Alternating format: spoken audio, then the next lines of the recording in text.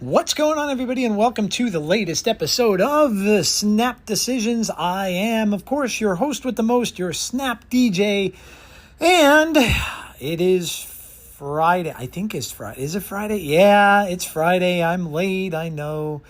But a lot of stuff going on in my world, as usual, and not least of which has been some occupation things, some changes and stuff like that, which I'll fill everybody in once I get the finalization of it all.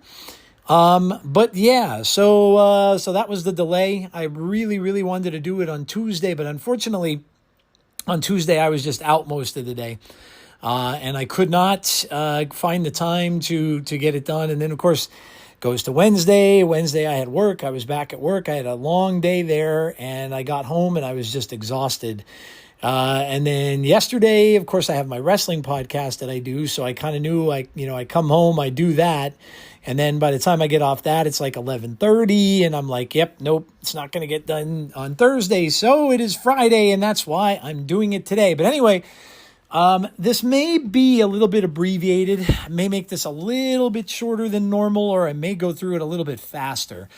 Because obviously it's the last one of the month, for this particular, season.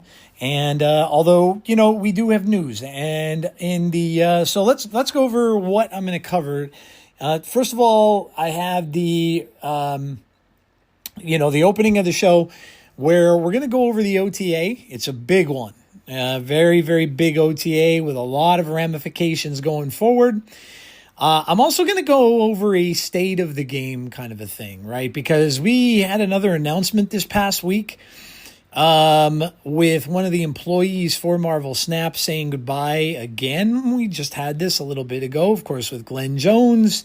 And now another person has gone, and they had made it known that there's some things happening with Second Dinner. So, and then we got a post today from Regis Kilbin that I'm going to read as well, because it was kind of poignant and made a lot of sense in a lot of ways. So I'm going to cover that at the beginning of the show along with the OTA. Then we're going to go, we have the Daredevil season starting next week. So we will go through the cards and we'll do our rankings for the Daredevil upcoming season.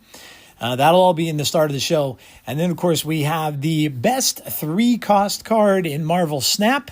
We will cover that. Then we will go over to a Comics Corner, and we will talk about Mother Askani in comics. There's another Horseman. Of course, we got Storm, but again, I don't know if they're going to have too much on those Horsemen. So there hasn't been. So Mother Askani, I'm sure we'll be able to find some stuff out about. So we'll talk about that in Comics Corner along with my book picks of the week. And then, of course, we will go into the minute at the movies part of the show, where I've got a bunch like usual. We had Zach Krager's Resident Evil trailer debut, which got some, mixed reactions, I would say, but I thought it was great. Most of myself and some other horror fans and stuff that I know, we all thought it was really, really good. So I'll talk about that. I'll talk about the premise of the film. Also, a lot of people are saying, where is this Doomsday trailer? Well, some stuff appeared today online, and unfortunately it was AI.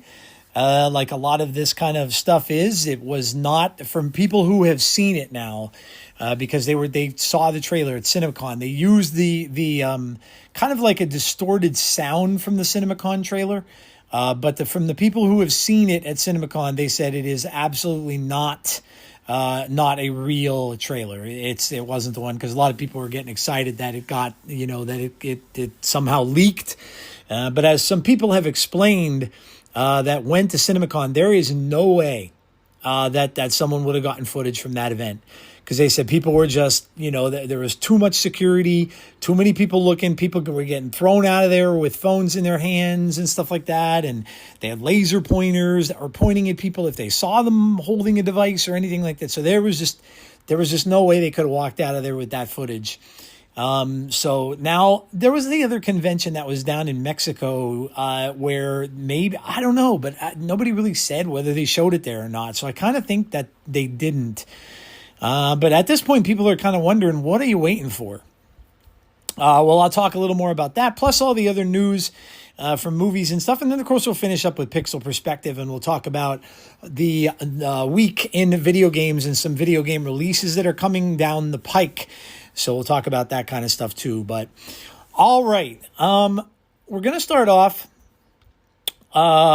with, well, let's start off with the, well, you know what? We're going to start off with the little bit of, let's just say, sad, bad news, maybe. We'll start off with this, right? Because sometimes you want to get this stuff out of the way and things like that. So let's just talk about the state of Snap, the state of the game a little bit, and we'll get started. In case you did not hear the events that took place. Regis actually just posted another one that says Ben Brode has addressed the layoffs on the Marvel Snap team. So, all right, we'll get to that. But I want to read Regis's post first off, and then I'll give my thoughts about it and things. But first of all, in case you have not heard, Griffin, who's been great, by the way, always available to content creators and was in Discord quite a bit, very communicative with the general populace of Snap all throughout his tenure. So kudos, and obviously he will be very much missed from the game. So he was laid off by Second Dinner, and apparently there's been more than just one, but he was the one that was laid off and came out on Twitter and mentioned it. So if you ever interacted with him, whether it be on the Discord or whatever, if you ever saw a post by Griffin, he was a really cool guy and certainly will be missed. But this came from Regis Kilbin.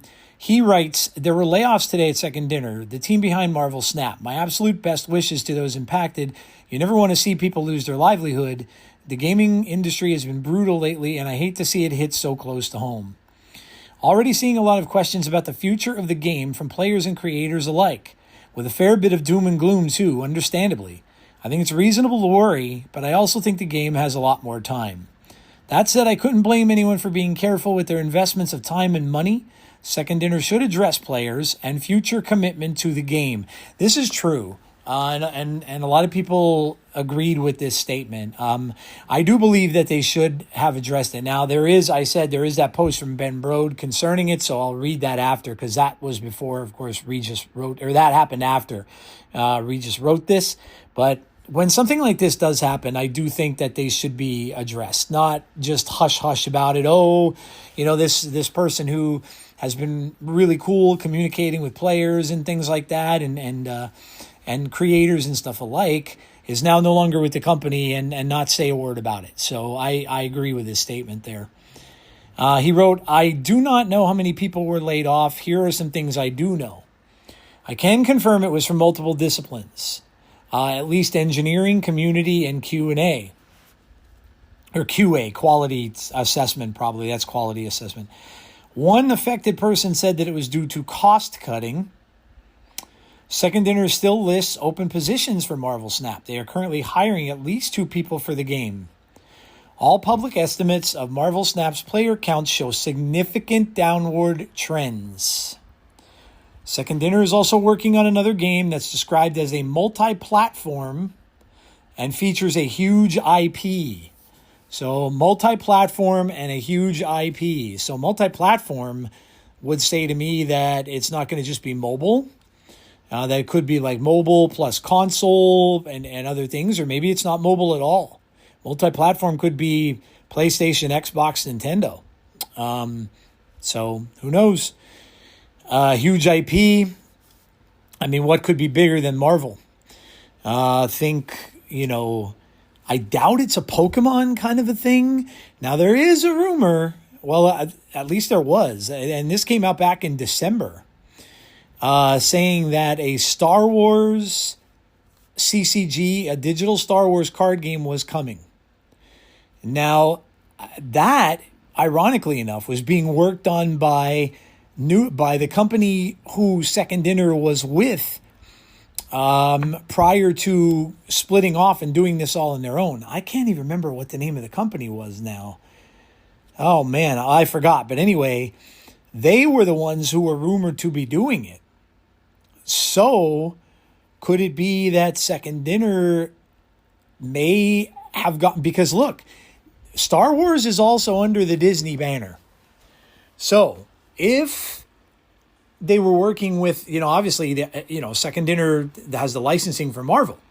So they would have had to be working with Disney, right? Yeah, that's just a fact. So if that's the case, did Disney maybe approach them and say, hey, we want to get into the digital card game with the Star Wars IP. You guys have done pretty well with this Marvel Snap thing. Well, do you want to take a crack at it? Now, they weren't listed as the developer. Like I said, that other company that Second Dinner was with beforehand, before the big outage and stuff that they had and all that, and before they started publishing on their own. They were with another publisher. It was that publisher that was listed that was doing the Star Wars game. But who knows? Maybe things changed. Maybe that's what that huge IP could be. I don't know. I'm just kind of guessing. He says, I often worry that Marvel Snap has become a much lower priority to the team than their next game, and this news only reinforces that concern. Yeah, let me just say this. That's never a good thing. I got burned by games in the past where the company that was doing it kind of grew bored of it, and they started seeing a decline. And so they just up and decided, well, this is run its course. And we're going to move on to something else, something different, and we're going to do something new. That's where you get game shutdowns, and I'm really hoping that that's not the case, but that I could understand why he has a concern there. This could be more indicative of wider industry trends than anything specific to Marvel Snap, like a mix of both. Yeah, I mean, mobile games as a whole, and I've said this in conversations on this podcast, don't usually have a big, really long shelf life.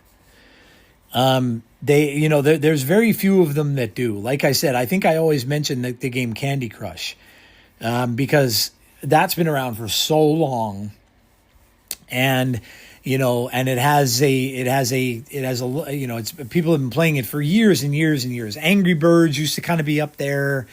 Trying to think of some other ones. I know myself, I play those New York Times games, like the crossword and the word find and all that kind of stuff. I do those every night. So there are some things that are out there that people are still playing, that are mobile. Balatro is on mobile platforms now, So there are things that people are playing, but they do kind of run their own course, and they get popular and then they're kind of not popular. So yeah, it could be an industry-wide thing. And then he writes at the end, I don't really have a takeaway here. Just wanted to inform and share my thoughts as best I could, since some people mysteriously look to me for guidance. Well, Regis is one of the OGs, so I can understand why he, people do certainly look for news and stuff from him. I'm going to read Griffin's post here. Griffin Bennett on X, if you want to follow him and, see what he has next. He said, like so many others in this industry, it's my time once again to share the sad news that I've been laid off from Second Dinner and Marvel Snap. No hard feelings to my friends and colleagues at Second Dinner. It was a pleasure to work with them every day. Their future is incredibly bright. Then he writes, to my Snap family of creators and players, thank you for your passion and support. It made me excited to come to work each day. My DMs are always open to chat. If anyone out there is looking for an award-winning community, social, and comms leader, please reach out. So that was Griffin's farewell. But then I kind of want to read. I didn't see this Ben Brode thing, so this I definitely want to read this. Ben Brode has addressed the layoffs on the Marvel Snap team. So let's see. Now this is very small on my phone. Let me see. Okay, so this is Ben. Hey everyone, tough news to share. We said goodbye to a few members of our team yesterday, including our awesome community manager. You know how much he cared about this community, and we're going to miss him. We know many of you will too. These decisions were painful to make, and say nothing about the quality of the people leaving across the board. They're talented, wonderful people. This has been a tough time for our friends who are leaving, and will respect the privacy of everyone involved. For those of you concerned about Snap, we're still here, still building, still committed to this game and to you. The roadmap we shared in March remains the same. This is us making hard decisions to make sure we can keep going, not a sign that we're winding down. We're here to support you. Here's who to reach out for what you need.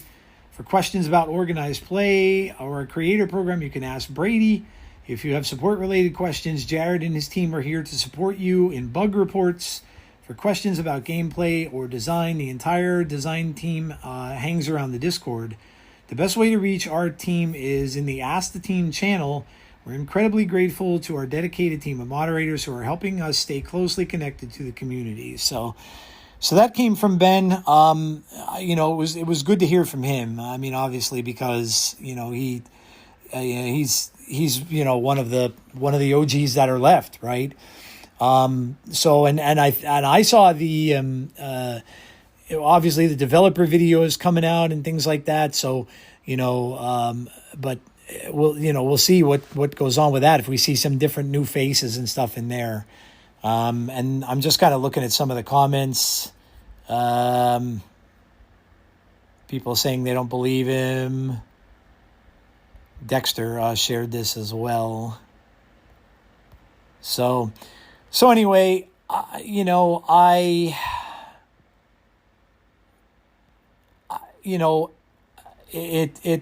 it kind of sucks. It sucks when anybody loses their jobs. This, especially in this economy, it's horrible anytime. I've lost a job or two in my life, and it's not a good feeling for anyone. And I feel very, very sorry for any of these people, because you just don't know where your next move is going to come. I went through this with the wrestling podcast this past week, because there were a whole bunch of wrestlers that were released from WWE, which, WWE gets a lot of the big headlines because they're like the biggest company that's out there. But a lot of people were let go with really no warning. They were just let go and are now out of jobs. And again, that, it just got to really feel for these people, because they have families, significant others and whatnot, and now you don't know where your next paycheck is coming from. And that's very difficult. I always say, positivity goes a long way. That's why I wished Griffin very well, and hopefully he finds something soon. And all this all this becomes something good for the people who lost their jobs, and they go on to something bigger and better. But I'm glad Ben responded. I know, that was one of Regis's concerns. And that's why, it's important sometimes for some of the bigger creators to do that, and to say something, because maybe, who knows if we would have got that confirmation. Did he respond because of what Regis wrote? Maybe, who knows? But I'm glad we did hear from him. Now, obviously, Twitter is such a negative place. You're going to have the naysayers of the game that are probably frustrated with it and maybe not even playing it anymore anyway, because they're usually the people that come out of the woodwork, are the people who just want to complain about stuff, and they didn't like the game anyway, and they maybe weren't playing very much and stuff like that. So that's going to happen. But let me I want to type this in real quick, so excuse me while I do, but I'm going to put this on my Twitter, this Ben Brode response. Ben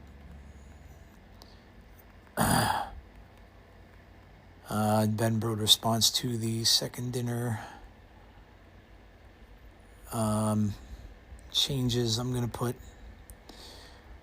So yeah, sorry about that. I just wanted to get that out on my Twitter there.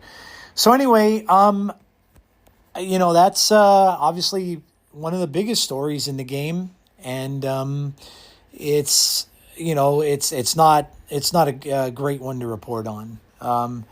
And I guess we'll see. We really don't know. I'm sure there will be, like I said, some new faces that will be in the company and brought in, and new people that'll be doing some different things there behind the scenes. It was good to hear him say that they're still, working on the roadmap, and they're still working on the game and things like that. Because, of course, that's the first thing that people are going to think, like Regis's comment mentioned. If they do indeed have another game in the works, what's to say that they aren't looking toward the future, and they're not looking toward that more so than anything else. So, all right, well, that is that. It's always good to get the bad news out of the way to start everything up here. So we did that, and now we are going to go. And we're going to quickly go over the OTA, because I'm sure a lot of you know what happened.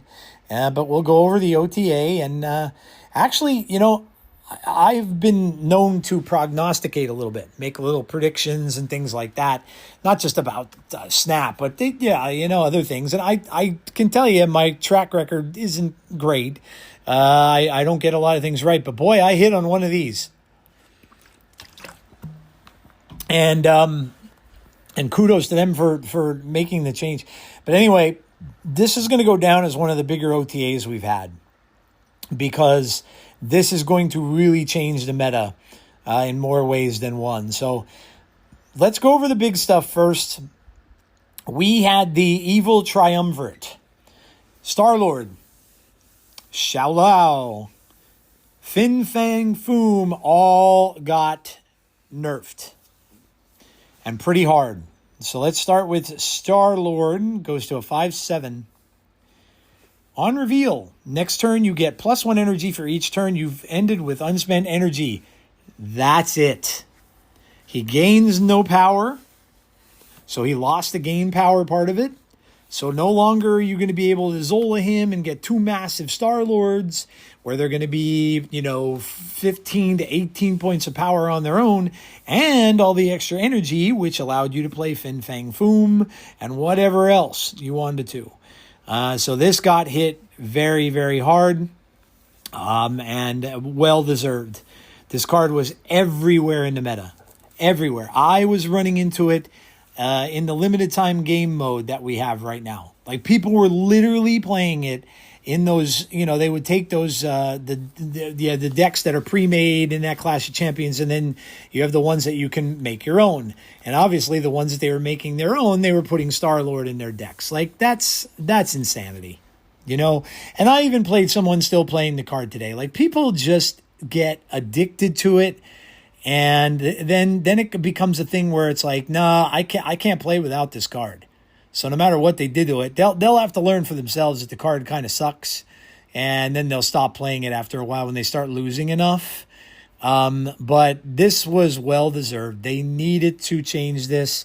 There were so many people that were complaining about this card, that the meta was stale, that everything was, and they're 100% right. It was. I mean, seeing this card every time, and like I said to you guys several times before on this show, it is no fun to sit there and to watch your opponent skip their first turn, skip their second turn, skip their third turn, and you can't even interact with anything that's on the board. That's not the way Snaps should be played. So I'm very glad that they hit this card. Secondly, and this one wasn't as big of a hit to Xiao Lao, but it's changed. It's a 5/8 now. On reveal, give the last character you played +2 power for each turn you played 2 or more cards. So I still think this card is going to be pretty popular. They changed it, though, to make, so it's still going to be in the meta, I think. But anytime a card gets changed and, people don't really think that it's a great change. I'm sure Shu Lao will still be around. Not like Star-Lord, which will kind of probably fall off the map. I'm sure this card will still be around, but they did change it a bit. And then, of course, Fin Fang Foom. And I'm going to call this... Now, listen. Whether anyone at Second Dinner or anybody like that listens to my tiny little show, I have no idea. Now, I know I'm an official content creator, so who knows? I mean, maybe, maybe they do. But I called this one. I said what they should do is now I didn't say to give him more power, but I did say that instead of the whole front row, it should just be one card. And I've been preaching that now for some weeks. So, and that is what they did. Now they jacked him up to 712, but on reveal gain the power of a front row enemy card here. Now remember I was telling you guys this on the last show. I said, this is the best way to do it because many times people will be playing some 1 and 2 cost cards that don't have a ton of power, like a Surge or like a Spider Ham or an Iceman or something that may only have 2 points of power or 1 point of power. So the Fin Fang Foom may not hit, and even if, obviously, you're playing the card out, so you're the one that's going to choose, but, what if you have 3 lanes that that don't really have a big card on the front? But either way, you're not getting both cards anymore. You're getting one. So I think that was very appropriate way to change him. I think it is a good change going forward. And yeah, I think that this was a much needed change too, because Foom again was simply everywhere, and he was at the crux of those Star-Lord decks. And he was also showing up in many other things besides just the ramp stuff. So it just got out of hand, and they had to do something with him. Agony got a nerf down to a 1/2. They were talking a little bit about this card, saying that they really don't know what to do with it because it's gotten very, very popular. And they were kind of pondering on how they could change it. We got some buffs. Oh, the last change is Invisible Woman. First steps. Now she is a 3/3, but it goes to activate this turn. Your end of turn abilities repeat. Okay, but there's also this change. Now, this is a game update, and this game update might have upset people more than the other stuff. Cards and locations that reference happen twice update to repeat. They no longer can exponentially scale with other doublers. So this is like what would it be like? Like a Wong something, or but I mean, a lot of people were upset about this change. But I mean, obviously they had to do it to control something, or it wouldn't have been done. And the rest of these are going to be buffs. So Maria Hill gets a buff to a 1/3. Captain Marvel gets a buff to a 4/6. Martyr, which I immediately plunked into my Galactus deck, is now a 1/6 because she gives you some amazing. That's amazing prio right there. If you can get a 1/6 out of your hand to start the game, you've got some nice priority lined up for the Galactus. And they buffed Archangel to a 2/4. Did his objective change? Yeah. So your cards are destroyed 4 times is the objective. And it says resurrect one here with +5 power. So they made that a better card. And that is really it. So, I mean, the big news obviously was the triumvirate there. Star-Lord, Shu Lao, and Fin Fang Foom. And I'll tell you, I've been playing a lot the last couple of days. Been trying to get to 90. I'll tell you about my grief with that. I was so close. I was at 89 and 2 cubes. All right, so it's about 8 away. I play this match where I'm playing against someone that is playing like just a bunch of nonsense with no rhyme or reason whatsoever. I had to look to see if they're playing RSM. Especially the Monty list RSM, because that's the one that just throws everything into the garbage can in that deck and sees what sticks. So this person's playing an Agamotto deck. And I could tell because he was using the Agamotto spells. Now, I don't see Agamotto ever, right? At all. I don't see Agamotto ever. And I had it set up. I got the Galactus off. I was down to the 1 lane. And I'm thinking to myself, I've got this, because I had an Goliath in hand, and I had a death out because I had a free death, and of course I had Galactus out. So I had 18 points on the board. And then I had a choice whether to use the Goliath or whether to put a big Red Hulk out there and just get a lot of power. I would have had over like 30 power. So I'm thinking to myself, all right, this deck has got all kinds of goofy stuff going on in it. And, you know, what is he going to put? Well, he ends up, and it was the game was for 8 cubes. So I would have hit 90. He ends up beating me because he uses a stupid skill from Agamotto to buff Agamotto on the last turn. And of course, when you use an Goliath, that does nothing to skills. Now, I think it should, but it doesn't.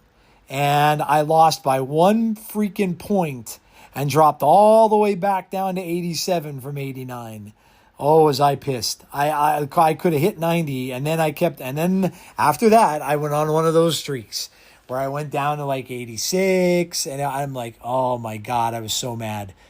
But anyway, Agamotto. I mean, who the hell plays Agamotto? But see, this is one of the things too, like, this is why I totally have lost interest in ladder. Because when you get to the 80s now, aside from there not being bots, because I really don't think that there are, I often now am playing people that are a quarter to a half of my collection level. And with those people, like for instance, right, I'll give you another for instance. In the midst of this losing streak, I actually lost to a Guardians of the Galaxy deck that had a freaking rescue in it. A rescue. I lost to a deck that was playing rescue. I saw rescue come down. I'm like, this has to be a bot. But they weren't playing like a bot.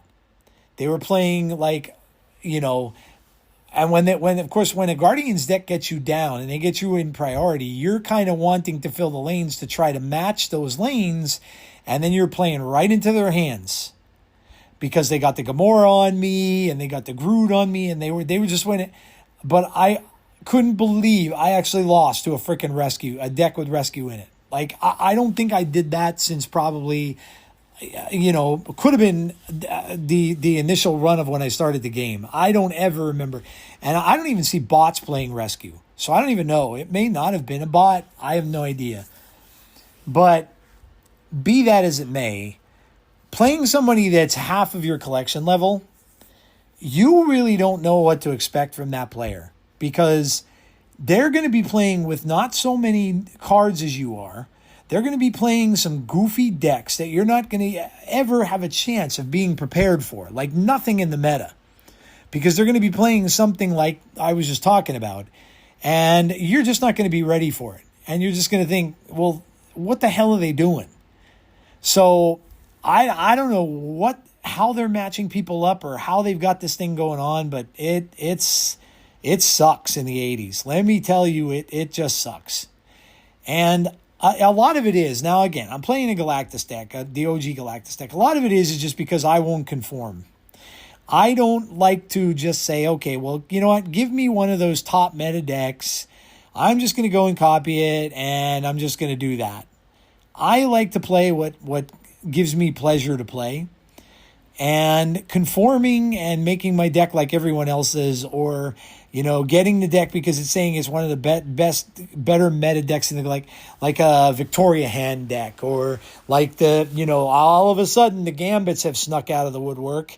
Since Star-Lord went away, now the Gambits are back. But see, that's I don't like doing that. It doesn't make the game fun for me. I like to kind of do my own thing. And so, but anyway, I digress. I got completely away from what we were doing.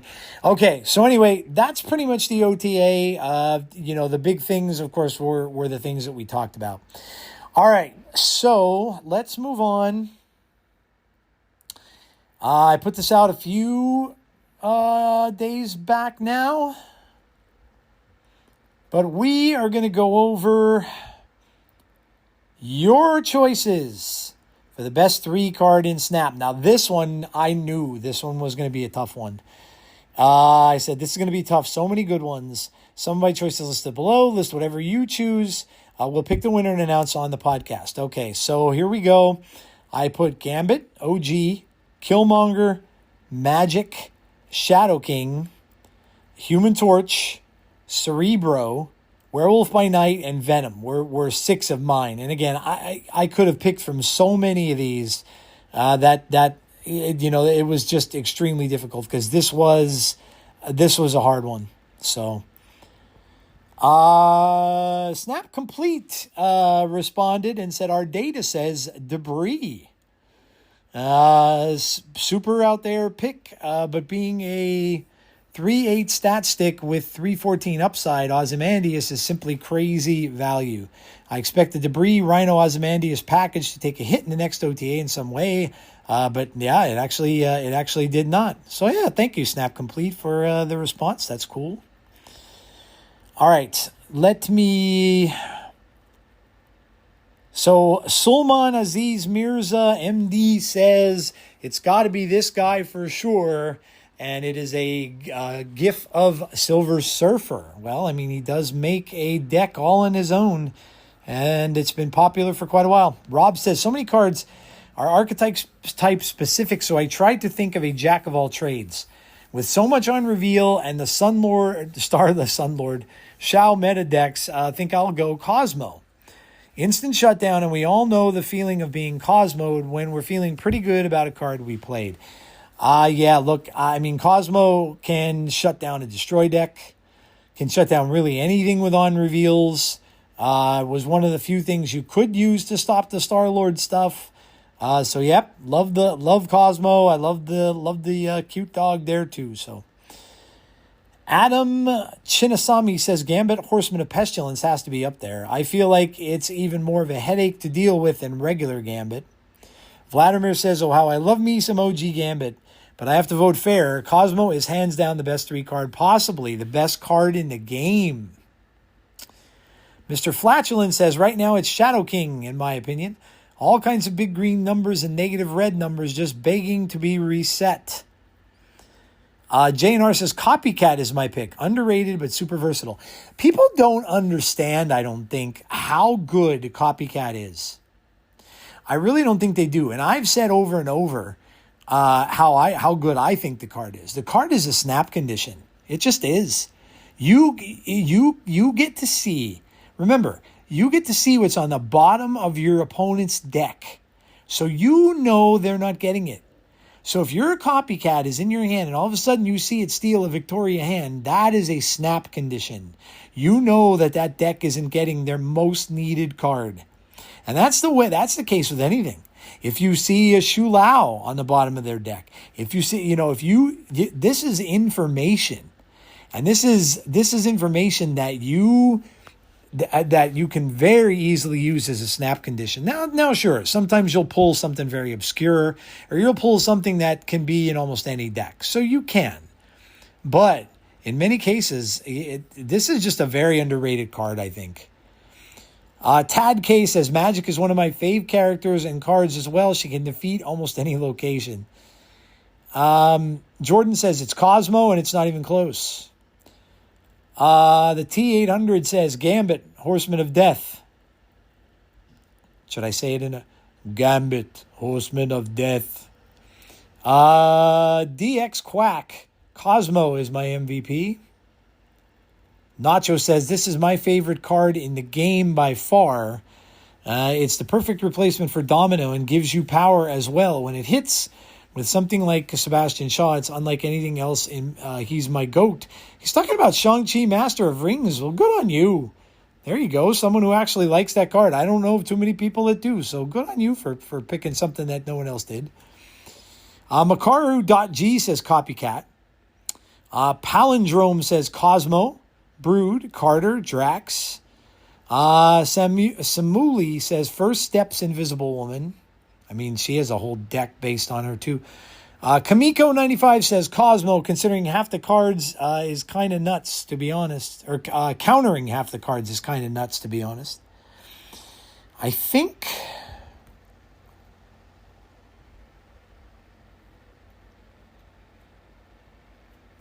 I got all the comments here. But let me go over to Blue Sky. I mean, you guys can sense a pattern here, I'm pretty sure. But let me go over here. I did get a couple of responses here, I think.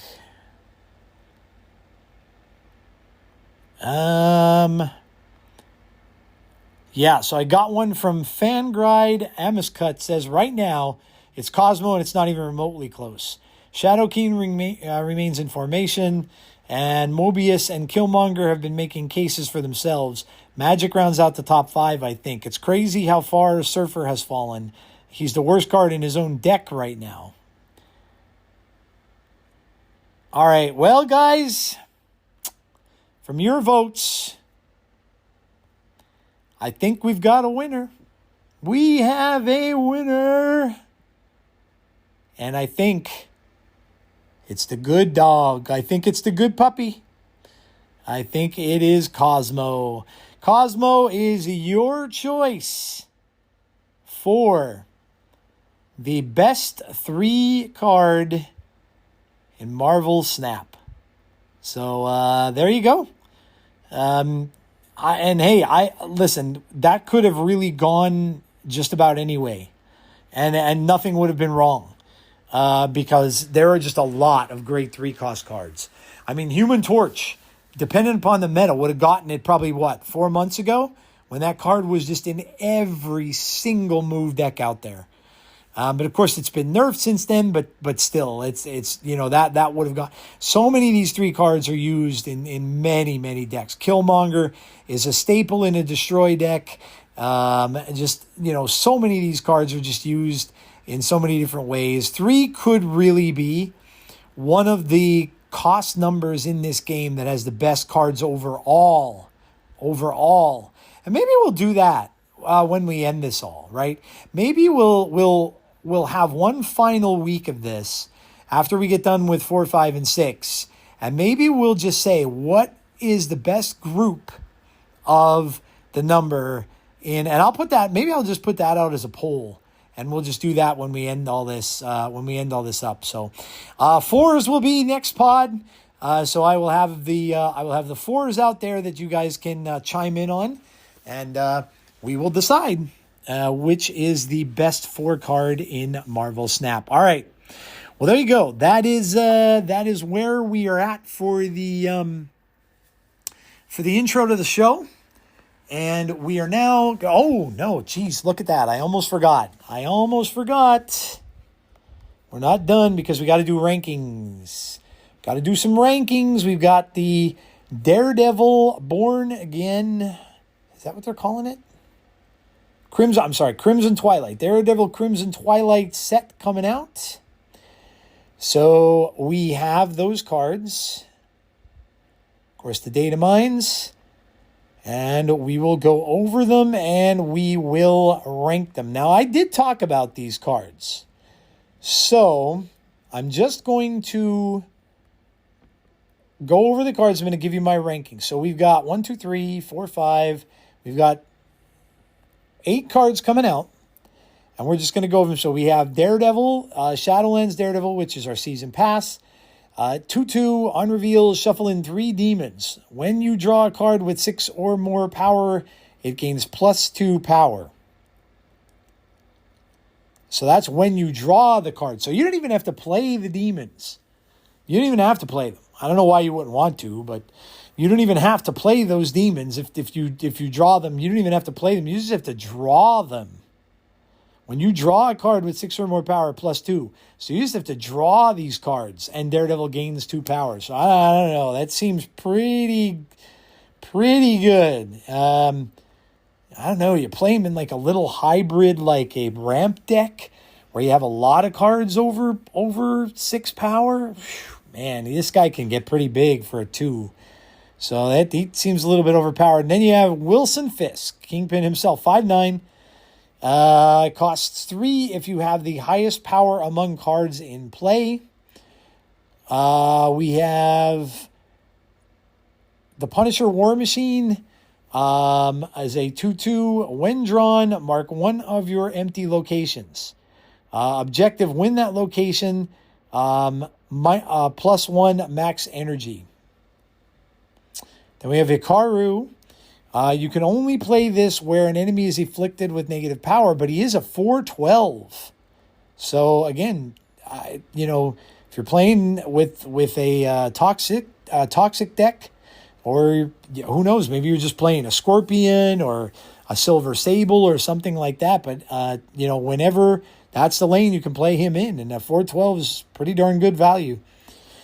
Then we have Muse, ongoing, +3 power for each location where one of your cards has been destroyed. So obviously he is going to fit in some sort of destroy list.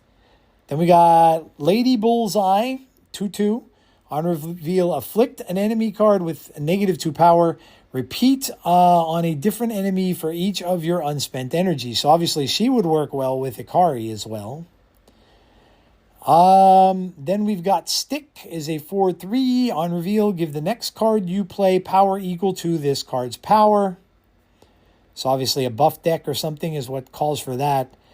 And then Karen Page, on reveal, give one of your 1, 2, and 3 cost characters +2 power each. So obviously she's going to buff Daredevil, and like 1 cost, 2 cost, and 3 cost as well. So there are the cards. So let us just go through and we'll rank them as the way I am seeing them. So I'm going to start off and I'm going to say that I think we're going to get another really good, on the verge of being broken, I think, Season Pass card.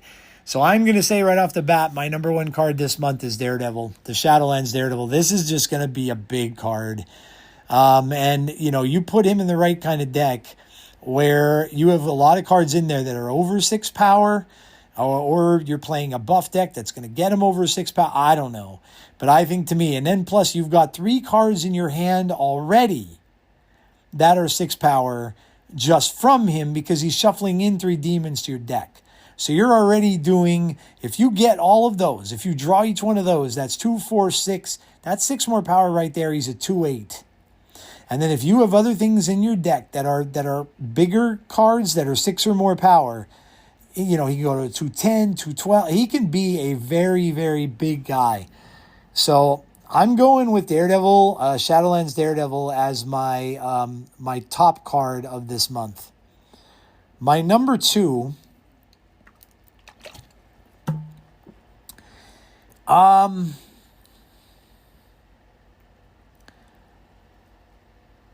going to go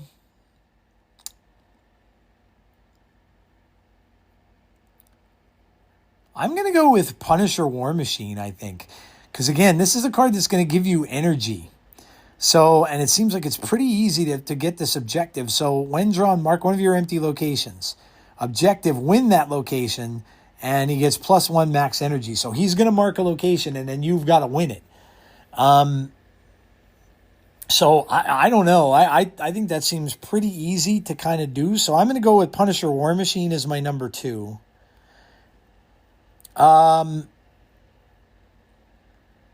My number 3, I'm going to go with... I'll tell you what. I know this is a Series 4 card, but I think this is very easy for people to play. And people do like playing Afflict. I think Ikari is going to be... this is a pretty darn good card for Toxic. I mean, most of the time, you would only have... Oh, God, what's the name of the card? I can't remember. The card that gains power when because of other afflicted things on the board. Oh, man, I forgot the name of it. But anyway, he was kind of your game winner, in that deck, because he was the only card that would really get big. Now you've got a second one that's going to be a massive card. I mean, 412 is nothing to sneeze at. That's pretty good stats. And this is not going to be hard to do. You can only play this where an enemy is afflicted with negative power. If you're playing an Afflict deck, like I said, all you really even have to play is like a Scorpion or a Hazmat or something like that, and this guy goes on the board. So I don't know. I think he's 412. I think is pretty darn good. So that's my third card.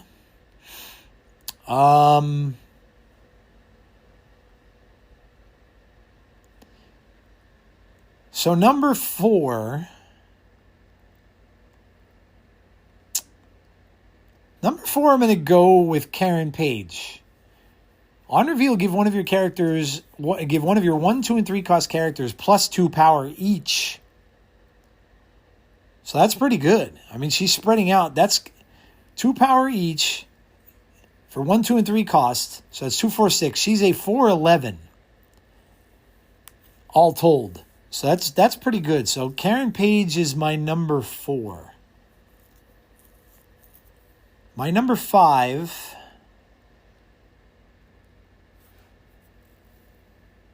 I'm going to go...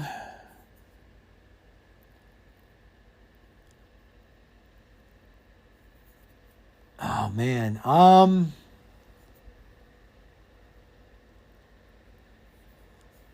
not a Destroy player whatsoever, but I'm going to go with Muse.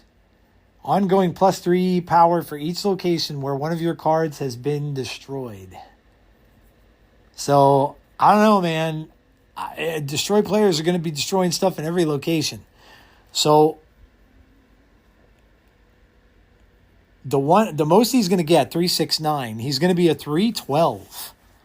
So, again, not bad. The only thing I don't know really is what kind of a destroy list he's going to fit into. I mean, you could just get him to like a 3/6 or 3/9 and then just venom him, I guess. Could just be venom food. But whatever the case, I just kind of have a funny feeling. And I don't play Destroy much, if at all. But I just have a funny feeling he's going to be pretty good. Up next here, I'm going to go with...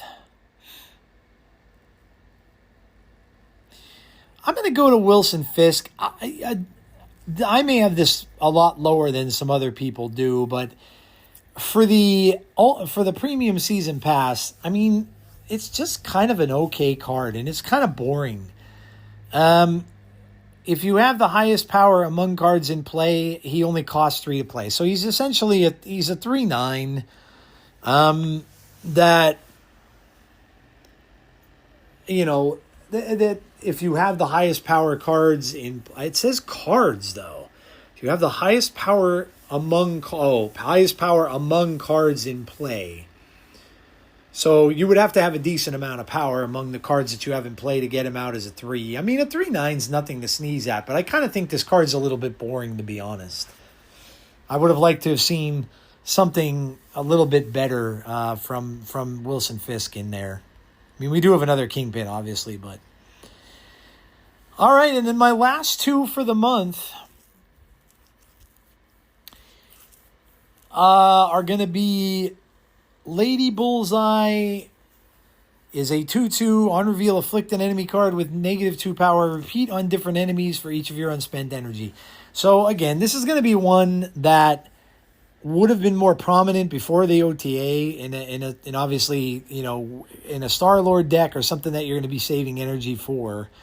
I mean, she could go into high Evo negative, I guess, right? Because you're usually always you're not spending energy in that particular deck, so she could be in a high Evo list, and high Evo has kind of come back a little bit. So probably a pretty decent 2 cost for a high Evo list, but I'm going to still have her next to last. And then finally, my worst card of this month to me is going to be Stick. He's, like I said, a 4/3. Give the next card you play power equal to this card's power. I'm not a fan of buff cards. This reminds me a little bit of like Fallen One, where you're going to want to buff this card in order to get the power equal.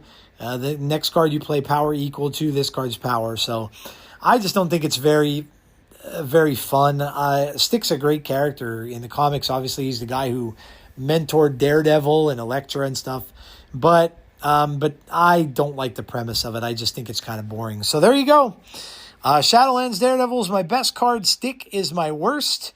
We've got Daredevil starting next season. I, for one, can't wait. I'm a little bit kind of over the X-Men stuff a little bit, and I'm excited to kind of move on. So, all right. They are my card ranks for Daredevil Shadowlands, and we are going to move on to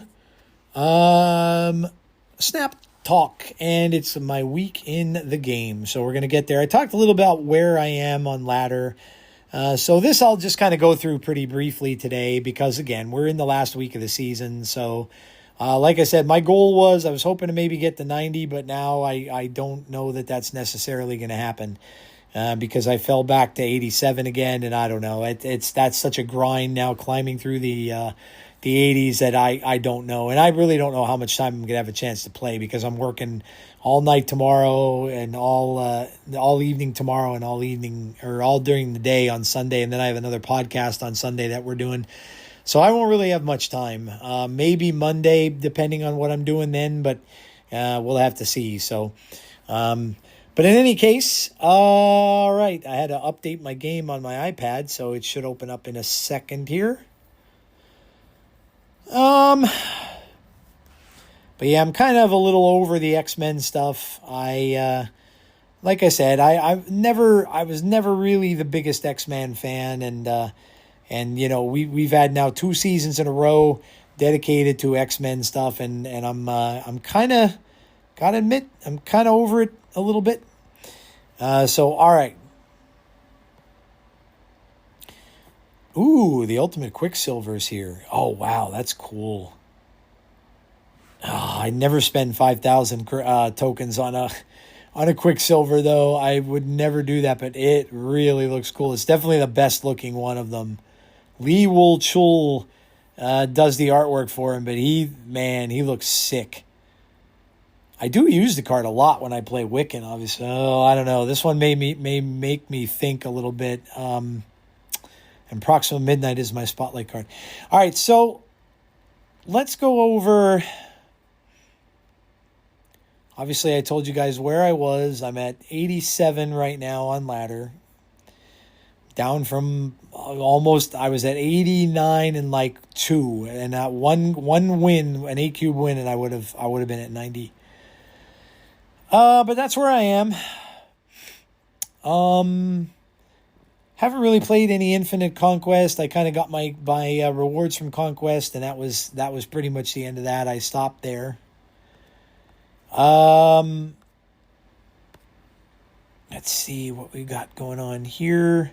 The Vibranium offers are back, as they always usually are for the end of the month. We got some bundles in there. We got an Anti-Venom bundle, a Diamondback bundle, the Star-Lord bundle, which ironically they had to warn people about, saying that he was going to be nerfed. Havoc bundle, Morbius bundle, a Gambit Horseman of Death special offer, premium pack, and then we have some variants: Storm, Dardo Studios, Pandart Studio variants, Nico Minoru, Pandart Studios, Iron Lad, Jim Lee variant of Domino, Asgardian variant of Wiccan, Artgerm variant of Magic, Creative House Pocket variant of Penny Parker, and the Savage Land variant of Shauna. So that's what I have in there. And let's look at some decks here. And then we'll go to my the variants that I got. So this is the Mother Askani deck that I've seen. I saw this on Glazer's pod today. Shout out to Glazer. As one of the best decks in game. This is Victoria Hand deck. It's the Hood, Quinjet, Victoria Hand, Iron Patriot, Scarlet Witch, Valentina, Frigga, Gambit, Horseman of Death, Mother Askani, Moon Girl, and Stardust and Misery is this list. I have not played it. I'm not a big Victoria Hand player, but I'll see if I decide to give it a shot at some point. We have Ramp back, and this is a little bit of a different style of a ramp deck. This is Quicksilver Domino, Debris, Dracula, Jubilee, and Sabanur, and you're not playing a Wiccan list, ironically. So in Sabanur, Dragon Lord, Red Hulk, Magneto Hulk, Giganto, and the Infinite are all in this ramp list. This is the High Evolutionary with the new Storm card that, of course, we just got. Horseman of Famine. This is Sunspot, Misty Knight, Bruce Banner, Surge, Psylocke, Shocker. Storm, that, of course, is Horseman of Famine, Luna Snow, High Evolutionary. Now, this had Star-Lord in it, which obviously isn't giving you any power anymore. He's just there to give you the extra. So, I don't know. He might still fit in this. And then, of course, She-Hulk and Hulk. My Galactus deck that I've been playing now has Martyr, I told you guys, because of the 6 power to get you some priority.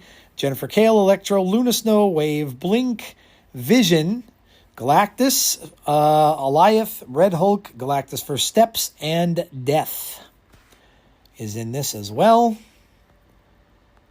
And then, let's see.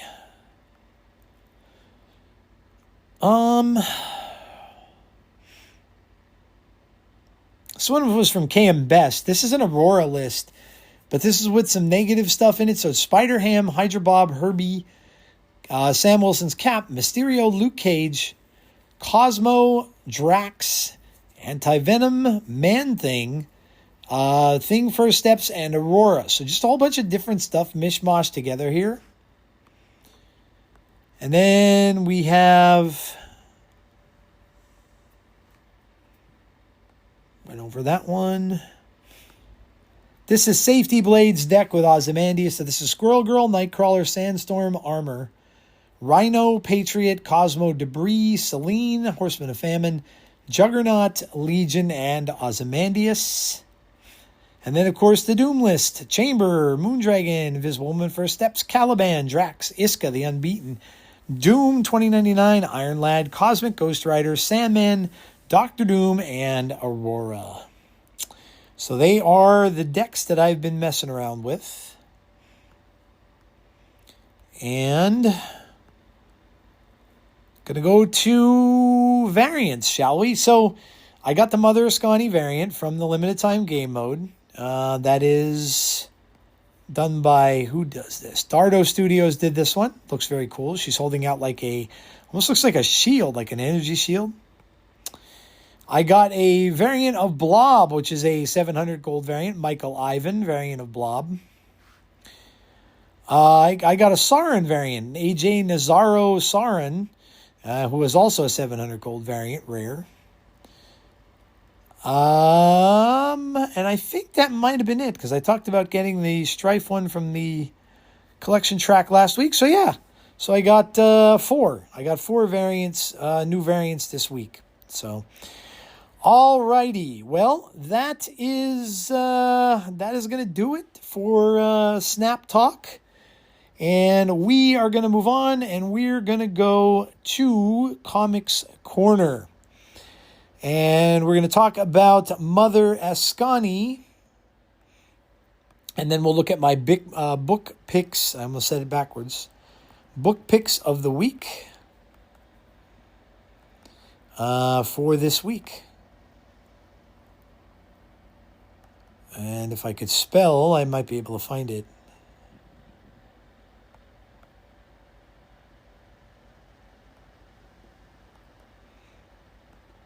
Ugh. It's getting late. I'm getting tired. Okay.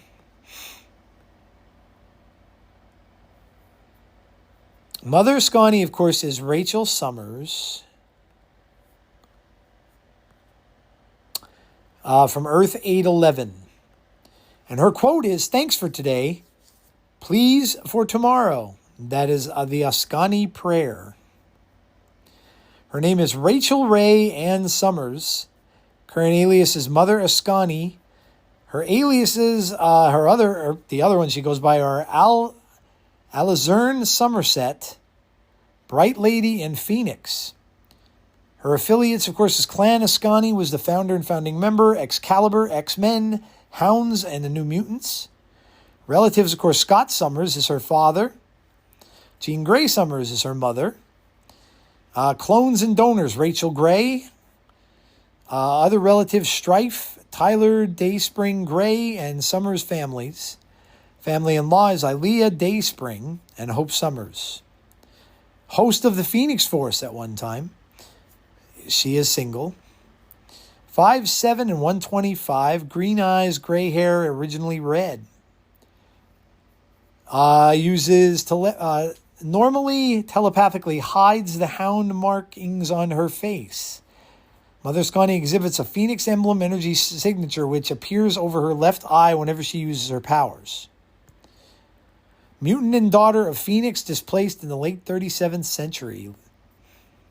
It's from Reality 811. Her identity is secret.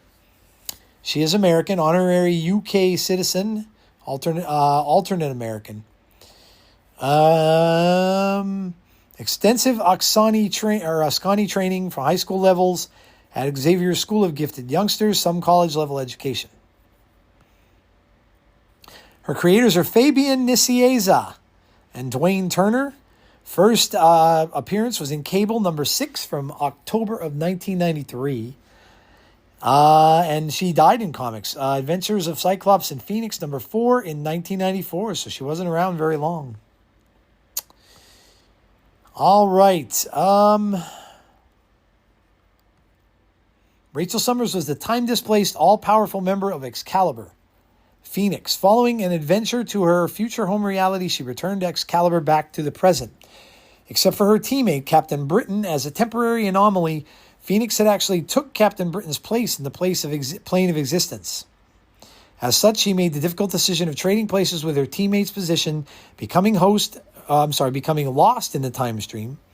Rachel Summers ultimately emerged in a distant future where the world had been overtaken by apocalypse and shaped into his views on survival of the fittest, where mutants ruled as a superior caste. She regarded the society as a sick, inverted perversion of her own dystopic world which had humans in command. 37th century, Rachel soon went underground, surviving in the harsh future world by lying low for around 1 year. She struggled not to succumb to the brutal philosophy of apocalypse as she noticed her connection with the Phoenix Force started to fade. During an incident with a cyborg scammer, she met the young psychic Blacksmith, spelled with a QU, who referred to her as the Bright Lady after she saved his life. She sensed his telepathic potential but denied his request to become her disciple. Choosing to remain solitary using the fake identity of the pyrokinetic Alizerne Somerset, she attended Apocalypse's final Festival of Resurrection with the intention of secretly murdering the tyrant in his dormant state. She was spotted by Apocalypse's preates, Chevere and Luminessa. Thus, when trying to finish Apocalypse's life, she was attacked by the High Counselor, Diamandra Nero. Luckily, Rachel was assisted by Diogenes Chang, an old member of the Order of the Witnesses, who resisted Apocalypse for centuries and kept track of Rachel Summers, knowing about her actions as a time traveler from the past. They also prophesied the arrival of a Messiah, the chosen one, who would dethrone Apocalypse. The Messiah was Nathan Summers, son of Cyclops, brother of Rachel, and the time-traveling freedom fighter known as Cable. The Order also considered the connection both Rachel and Cable had to the 12, a group of fabled mutants who played a pivotal role in the rise of Apocalypse millennia in the past. Goes on to talk more about Clan Askani, Askani's son,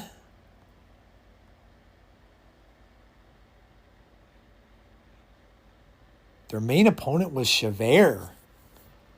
Wow, I haven't heard Javert's name in a while. Javert was in a Man Thing way back in the days, like a supernatural character, basically. So her powers, seemingly those of Rachel Summers from Earth 811. Abilities same, weaknesses same. Recommended reading, Uncanny X-Men number 141 and 142, which is, of course, Days of Future Past. All right. So there you go. That is all about our last card of the month, about Mother Askani. And we are going to look at the Marvel Unlimited app, which you can get for $9.99 a month and get all these wonderful comics that are out. So these are the new ones this week. We have Strange Scales. Infinity Comic is up to number 2. Alien, the Friendliest Facehugger. Oh, God, it's like a cute alien. Number 2. We have Miles Morales, Spider-Man, Brooklyn's Finest is up to number 15. Spider-Man and Wolverine is up to issue number 9. Psylocke Ninja is a new comic, issue number 1. Alien vs. Captain America is up to issue number 3. X-Men 2024 is up to issue number 24. Wiccan Witch's Road is up to number 2. I have to read that. I read number 1. It's pretty good. Rogue number 1. So a brand new comic for Rogue. We have Hulk Smash Everything. I like the first one. He's fighting Devil Dino on this one.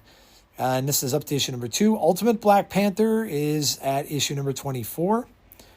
X-Men Infinity Comic up to issue number 15. X-Men Age of Apocalypse, issue number 2. Daredevil and Punisher, The Devil's Trigger is up to issue number 3. Just a normal Star Wars book is up to issue number 9. The Mortal Thor, issue number 6.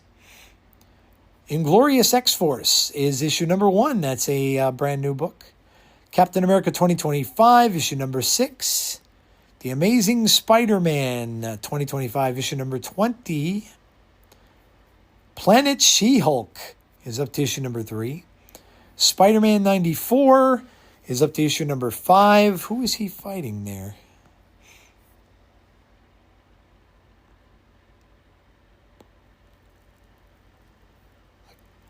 I can't tell who that is. Civil War Facsimile editions being printed. Fantastic Four 2025 is up to issue number 7. New Avengers 2025 issue number 8. Black Panther, Intergalactic is up to issue 2. And then Alien, the Friendliest Facehugger, Infinity Comic number 1. So if you want to read about a cute alien, there you go. All right. Well, that is it for the Comics Corner. Like I always say, go visit your local comic book stores and shop them so you can get the books in your hands. If you can't, like I said, there's ways to order them online. I ordered the Superman and Spider-Man comic online because it was sold out pretty much everywhere and I could not get a copy. So I ordered that. So I have that coming. Otherwise you can go to like Barnes & Noble and pick up comics. There are other places you can get them. But also, again, the Marvel Unlimited app is definitely the way to go if you're a Marvel fan. Just so much to read. Every book you can possibly imagine that's out there, except for the brand new releases. They come a little bit later, but it's a great bargain for the $10. Okay, guys, we are moving on. And we are going to talk, we're going to do a minute at the movies. So we're going to talk about some movie stuff, some pop culture stuff, and going to get to that right as soon as I find my place to start. Okay. All right, so here we go. In the news this week, we have Avengers Doomsday is reportedly set to have a massive 3-hour and 45-minute runtime. Good Lord. This is where, you know what? If films go over the 3.5-hour mark, I think they should have an intermission. No doubt about it to me. I think there should be an intermission because it is, I mean, I know for me, I'm getting a little older now, and I'm not going to be afraid to admit it. Nature calls a little more than it used to. And especially if I'm drinking one of those big old sodas or something from there, or whatever I'm going to get, I'm going to have to use the bathroom. And I am not going to want to miss any of this, for sure. So unless I bring some Depends, and I, not feeling that, then I really would like it if they had intermissions for big movies. I really do. Long movies. I really wish that they would reincorporate that. And that to me is just smart. If you give let's say a 15-minute intermission, you'd have people going back to your stands, buying more stuff, buying more food, more candy, buying a snack, buying more soda or drinks, whatever. And they'd make more money. So I don't see why they don't do that. I've been to some Broadway shows, I've been to some off-Broadway stuff and stuff like that. They all have intermission.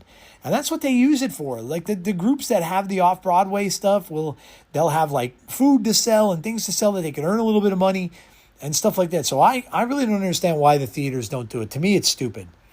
Because everybody at some point is more than likely going to, unless you have like bladder of steel, that you can, you are gonna go to the bathroom during this film. On a somber note, and this one kind of hit me hard because I loved his books, and some of his books were extremely important to me as a kid. Rest in peace to Jerry Conway, one of the best. Sadly passed away at the age of 73. Pretty young, right?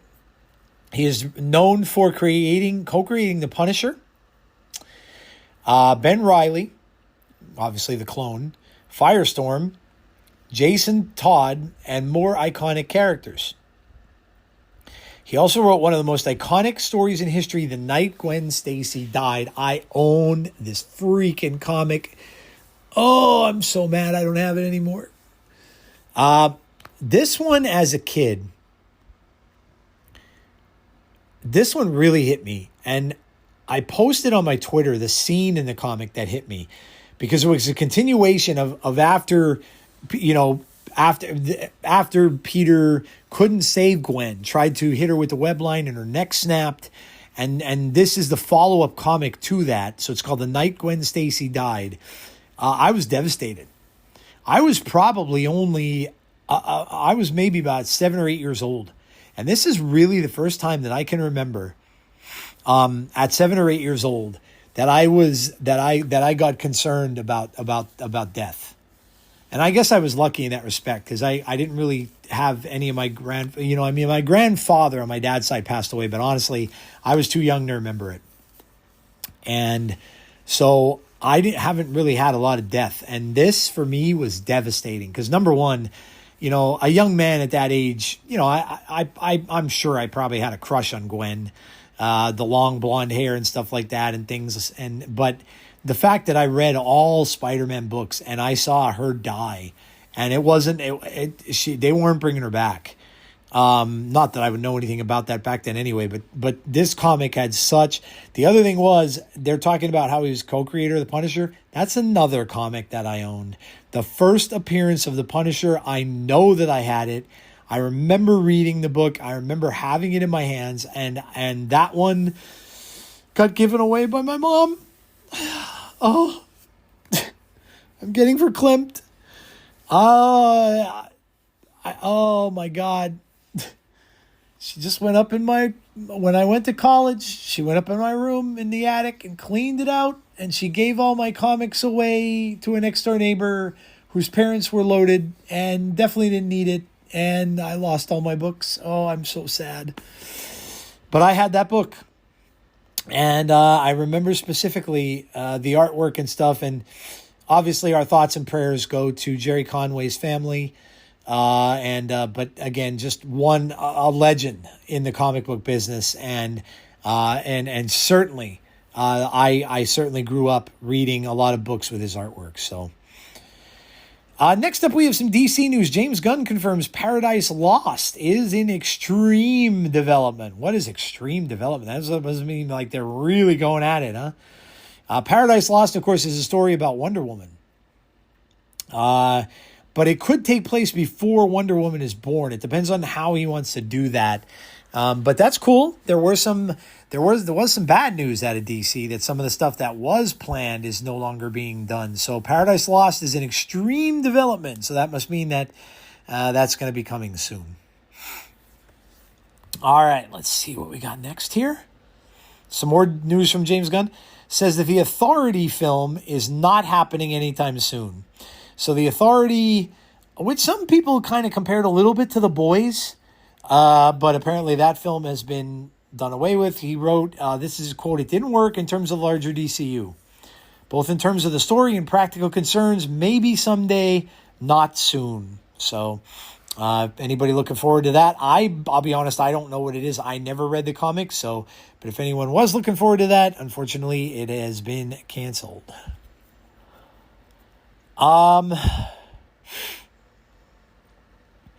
This is from MCU Film News. Kevin Feige originally pitched killing all 6 original Avengers in Avengers Endgame. The Russo brothers rejected it, saying it was way too aggressive for audiences to handle. Oh my God, could you imagine if he got his wish and they all died? I mean, obviously we lost Iron Man and we lost Black Widow. But could you imagine if he killed off Steve, Thor, Hulk, and Hawkeye? Good Lord, that would have been a sad fest. It would have been horrible.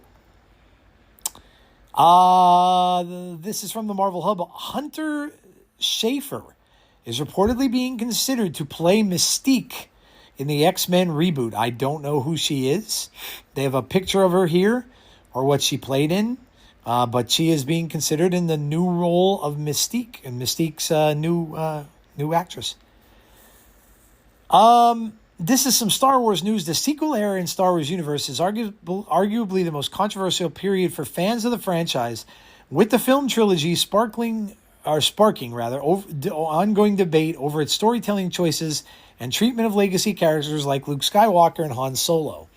The backlash to the sequel films has since died down quite a bit, with several new projects in the works for Star Wars fans to be excited about in the months ahead. Obviously, we have Mandalorian and Grogu. I have my tickets to go see that. That's coming out at the end of this month, actually, the end of May. And then Star Wars Starfighter with Ryan Gosling is coming out next year. It's supposed to be an all new adventure, not set as a sequel or a prequel. And then we have Maul that's coming to an end, which is sad because it's so good. But that's coming to an end, I think, this week or its last 2 episodes. But that has been fantastic. If you're into the animated stuff, make sure and go check out Maul. Really, really good. That post continues, by the way. Several new projects in the works for Star Wars fans to be excited about in the months ahead. However, the fandom remains divided, particularly over decisions in films like The Rise of Skywalker. And while new projects are unlikely to settle those debates, Star Wars is now returning to this era with an upcoming action-adventure game that recently received a major release date update via the Gaming Bible. And what the game they're talking about is Galactic Racer. Now, that definitely won't be one that I'm going to get. I'm not big into racing games. I know there are a lot of people, obviously, Mario Kart and things like that. And I used to watch my daughters play it, and my wife played it. But I don't know. I was just never a big fan of racing games, even as a kid. When they had all the 8-bit ones and stuff like that, I know a lot of people played the racing games, like when you had when you sat in the little booths and you would have the steering wheel. A lot of people liked those. I never got into them. It was never a thing of mine. So I doubt I will get that. Paul Walter Hauser, who played the Mole Man in Fantastic Four in the newest one, says Marvel cut half of his scenes from the Fantastic Four First Steps.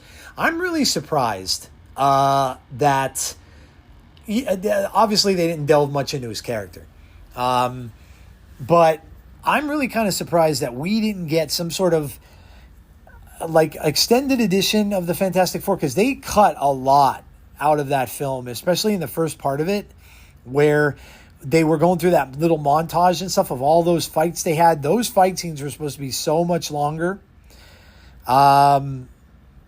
So yeah, I guess I'm really not surprised by this after hearing about that. So, but yeah, I liked him as the Mole Man. I thought he was pretty good. How about some horror news? It Welcome to Derry, which was tremendous. If you haven't seen it and you're a horror fan, you should watch it. Andy Muschietti, the director, says season 2 will pull from a lesser-known Stephen King subplot. That's interesting. And again, this is Jerry Conway, and actually it shows pictures of all 4 of the comics, and I had, like I said, I'm pretty sure I had at least 3 of them. The one was the first appearance of Punisher in Spider-Man. The night Gwen Stacy died, I know I had that. And then they're also showing Captain Marvel, and they're showing Werewolf by Night. So he must have done Werewolf by Night book as well. That's very cool. Oh, this is about Spider Noir, and of course that's coming the end of this month, and it's gotten pretty good reviews, I believe. People who had been able to see it. This is the episodes. How many are there, and the length? So each episode is over 40 minutes. So there's 8 episodes all told. 44 minutes, 40 minutes, 45, 47, 47, 40, 40, and 46. So that'll be coming out in the end of May. Here's this one from the direct. Elodie Yung has shared new workout videos amid filming of Daredevil Born Again Season 3, reigniting speculation about Elektra's potential return. So a lot of people are either for or against that. I am not, and again, I'm sure the actress is great, right? I really I don't know her from anything else, but I'm sure she's great at what she does. But I wasn't a fan of her as Elektra. I know she had the accent and stuff, but I don't know. Just the chemistry with her and Matt just didn't seem to be there, and I just really wasn't thrilled by her as Elektra. But I'm game for giving anybody a second chance. Brad Winderbaum says Vision Quest will feature a lot of surprises. There are so many surprises in Vision Quest that are not out there yet. Yeah, I think that one may be. I think that the Vision Quest is going to surprise some people. I really do. I think it's going to, not just with the surprises in the movie or in the series, but I think it's going to be pretty good. I do. I think it's going to be pretty good. Sharon Carter will return as the power broker in Vision Quest. Well, there you go. Sharon Carter's back, and she will be the power broker in that series. X-Men 97 Season 2 premieres on June 13th, so we're not that far away. We're a little over a month away from the premiere of X-Men 97 Season 2. We all know how it ended. Will debut at its second season at the Tribeca Film Festival in New York. A little sad news for those who enjoyed the Ironheart series, but it says Marvel Studios dumps all Ironheart plans going forward. So no more Ironheart series. We won't get any sort of sequel to that or anything like that, even though they kind of left it off. But that was supposed to go into the Strange Academy series. Really never was said that it was going to get its own. I'm sure the character will be back, but no more Ironheart stuff. Iman Vellani is seemingly returning as Ms. Marvel in Avengers Doomsday. That got slipped. I can't remember who did. Someone was talking to her in an interview or something, and they said to her, "Oh, yeah, I'm excited for you. You're in Doomsday." And she's like, "Not allowed to talk about that." So that's where that came from. Then we have this. The Spider-Man flip cards for the script. So this is the first 2 pages of the script, and with writing on it and everything like that. I'm going to see if I have to blow this up a little bit, but it says on the top, Marvel flip cards showing the memories Peter no longer shares with Ned and MJ and Aunt May. Back to the Future, Peter Parker vanishing from existence like Marty.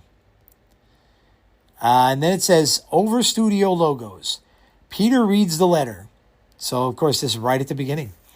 This one, he brought to the donut shop at the end of No Way Home. So that's the one that he brought to the donut shop. The one that he never read to MJ. For the first time, there's notes on the side too. For the first time, Peter is entirely alone. Peter says, "Hi, my name is Peter Parker. And you don't remember me, but I have something to tell you that's going to sound crazy. But it's the truth. And I know you're going to believe me because you're very good at telling when I'm lying."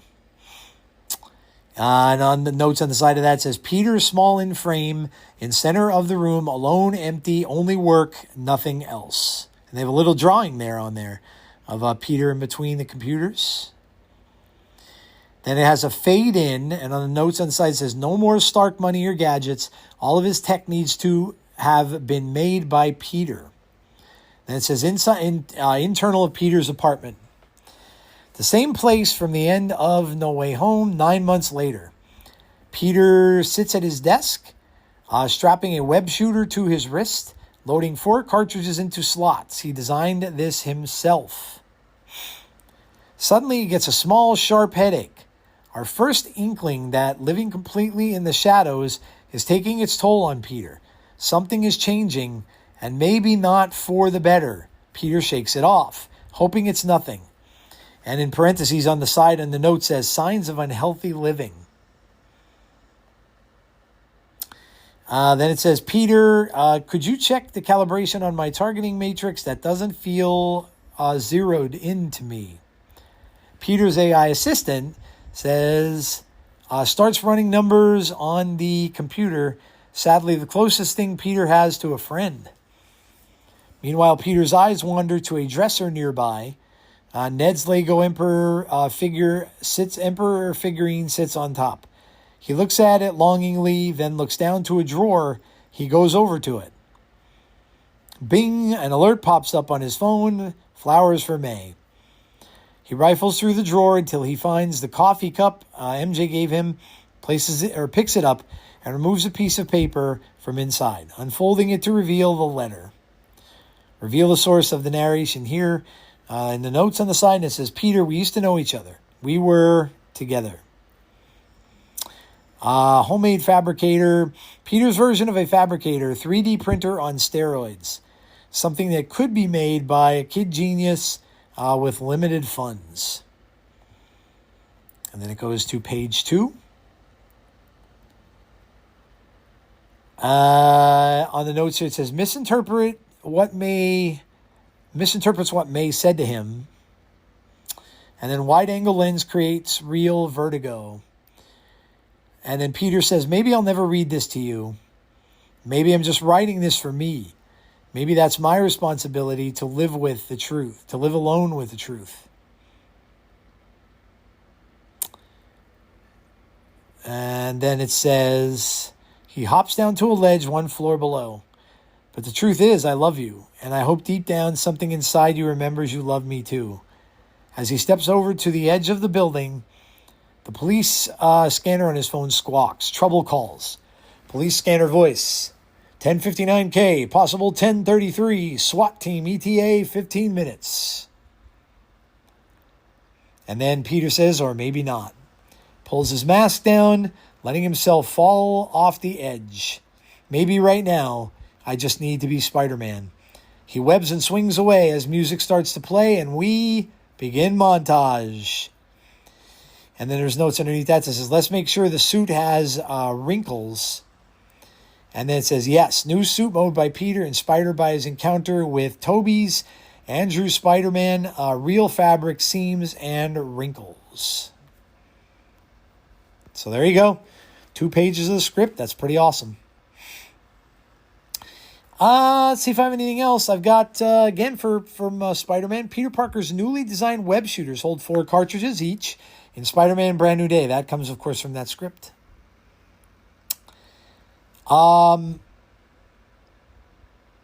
Destin Daniel Cretton, now the director talking about Spider-Man, says, I can't say what happens, but I'm very, very excited about the movie. I'm really excited about how the small screen test screenings and how it's connecting with an audience.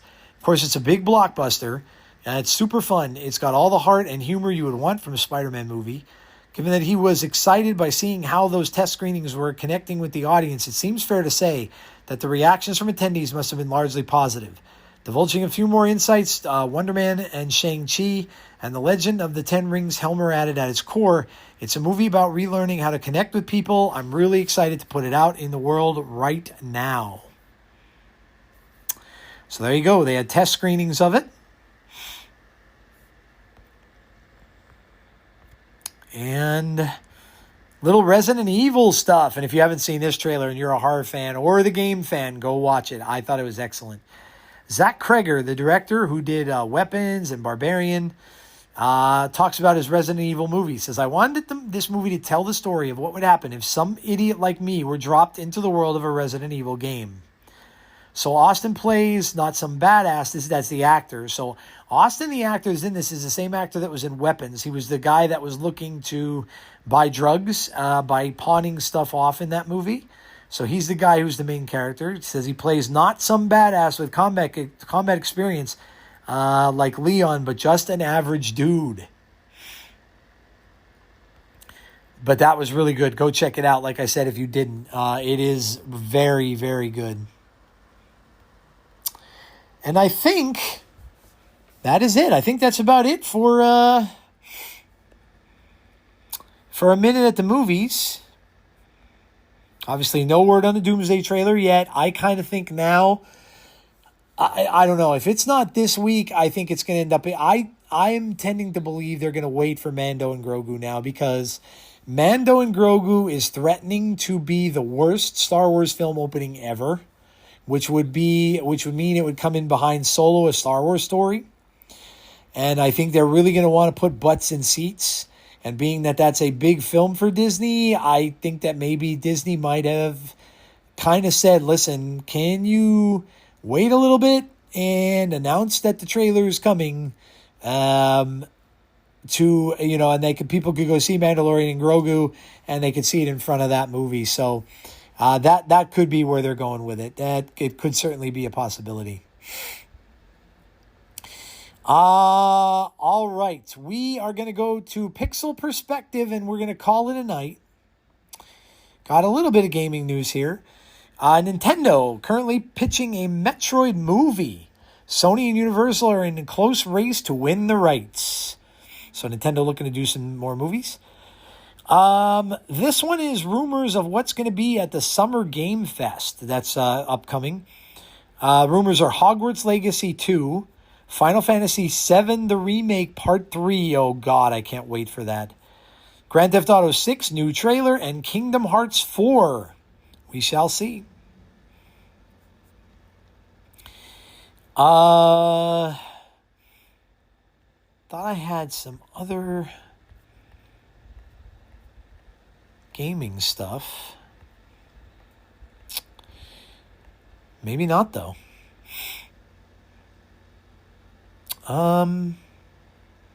Just go back through my notes here. Bear with me really quickly, because I'm starting to get tired. It's past midnight now. And just want to make sure I didn't skip on any game stuff. I know I didn't have much. Oh, no, here we go. Okay, yeah, there was a little bit more. Battlestar Galactica. I'm a big fan. Scattered Hopes launches in May. Publisher Dotemu and developer Alt-Shift announced a release date for Battlestar Galactica Scattered Hopes, their roguelite survival fleet management game. It's just like some of those Star Treks. I imagine it's a mobile game. Well, no. Actually says no. It's set to launch next month for Windows PC via Steam on May 11th. So no, it is not a mobile game. It's a Steam game, so that's cool. And these are just some games that are coming out now are out now. The end of April. Aphelion, which is for PlayStation 5, Xbox Series X, and PC.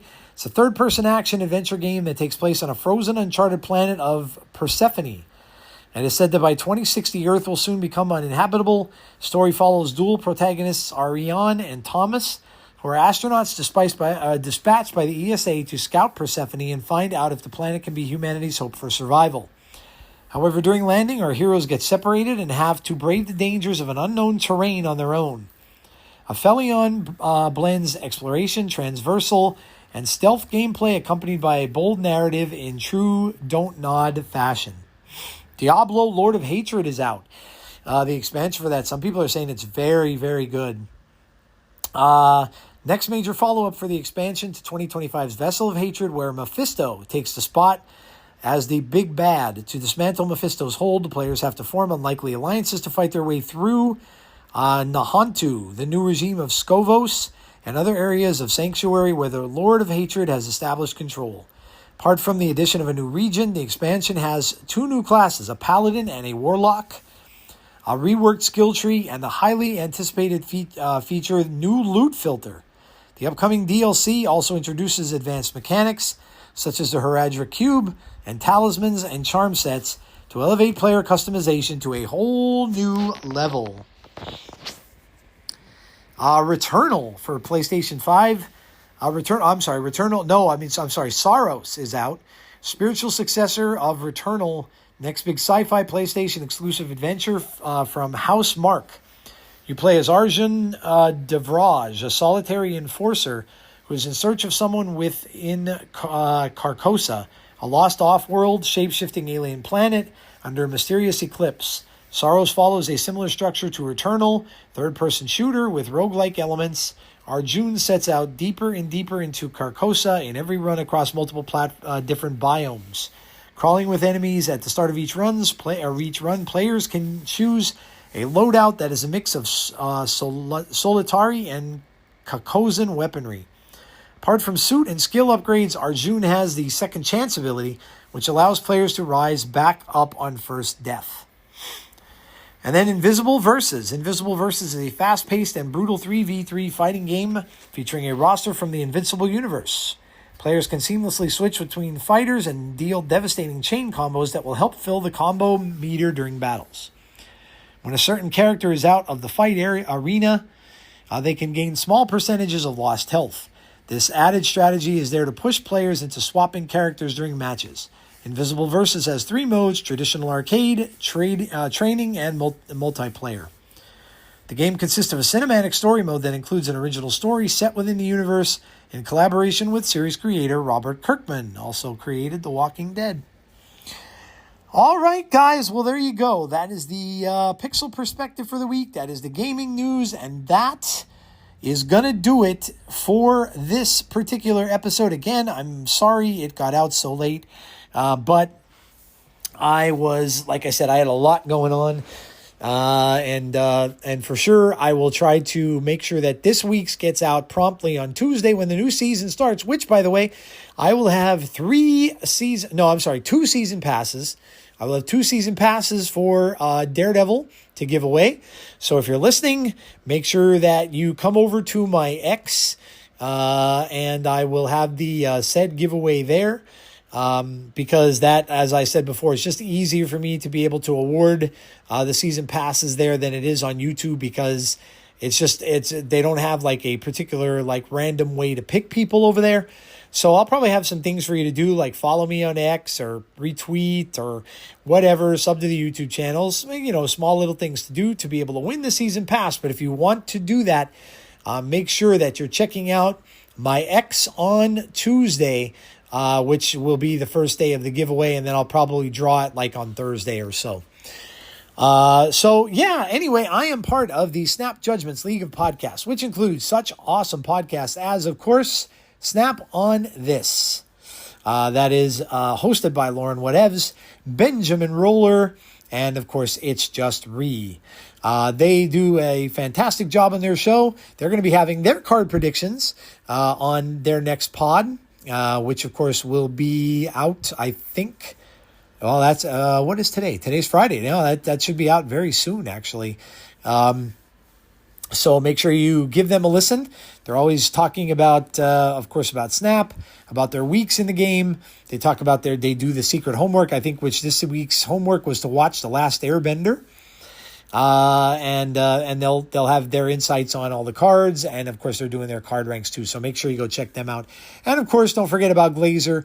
I'm not sure if he's doing his pod anymore. I'll be honest, I don't see it on the YouTube anymore, so I'm really not sure about that. But in any case, make sure you check out his content. He's still doing the daily deck guides to give you some cool decks to play, and I'm sure he's still out there streaming and stuff like that too on his Twitch channel and YouTube and stuff. So make sure you go check him out.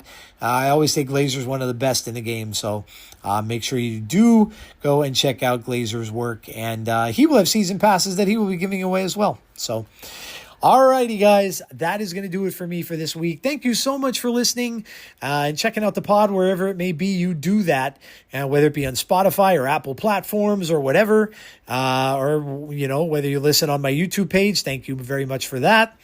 I appreciate all of you taking the time out of your week to do so.